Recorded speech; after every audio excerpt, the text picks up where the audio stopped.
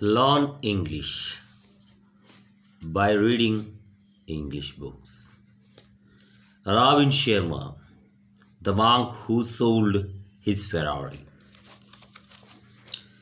When I admire the wonder of a sunset or the beauty of the moon, my soul expands in worship of the Creator.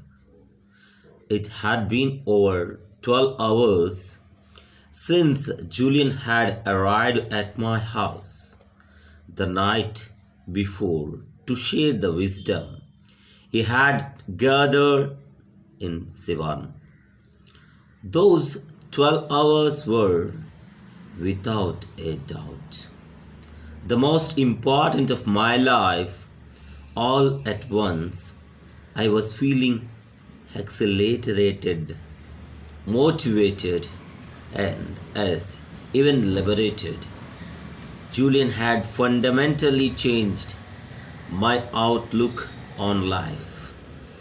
With Yogi Raman's fable and ageless virtue that it represented, I realized that I had not even begun to explore the reaches of my human potential. I had been squandering the daily gifts that life had thrown my way. Julian's wisdom had allowed me the opportunity to come to grips with the wounds that were keeping me from living with laughter, energy, and fulfillment I know that I deserved. I felt moved. I will have to leave soon. You have commitments that are pressing on your time, and I have my own work to tend to. Julian said apologetically. My work can wait. Unfortunately, mine can't, he said with quick smile. But before I leave, I must relive the final element of Yogi Raman's magical fable. You will recall that the sumo wrestler who walked out the lighthouse in the middle of the beautiful garden with nothing more than the pink cable covering his private part slippered on shiny gold stopwatch and fell to the ground. After what seemed like an eternity, he finally regained consciousness. One marvelous fragrance of the yellow roses reached his nose.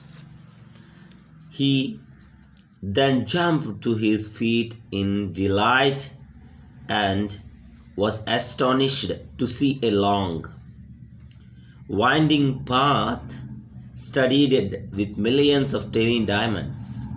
Of course, our friends, the sumo wrestlers, took the path and, in doing so, lived happily ever after. Seems plausible, I chuckled.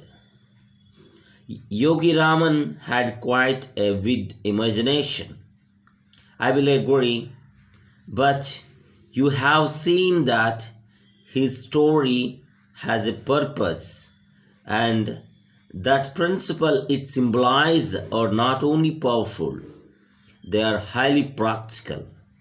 True, I agree without reservation. The path of diamonds then you will serve to remind you of the final virtue of enlightened living.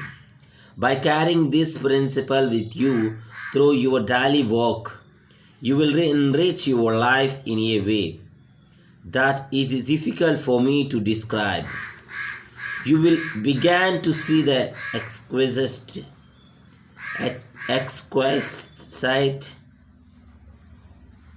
wonder in the simplest thing and live with a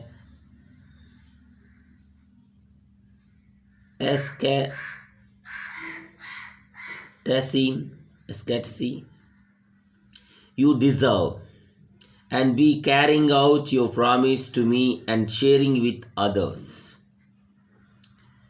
You will also allow to them transform their world from the ordinary into extraordinary. Thank you, friends.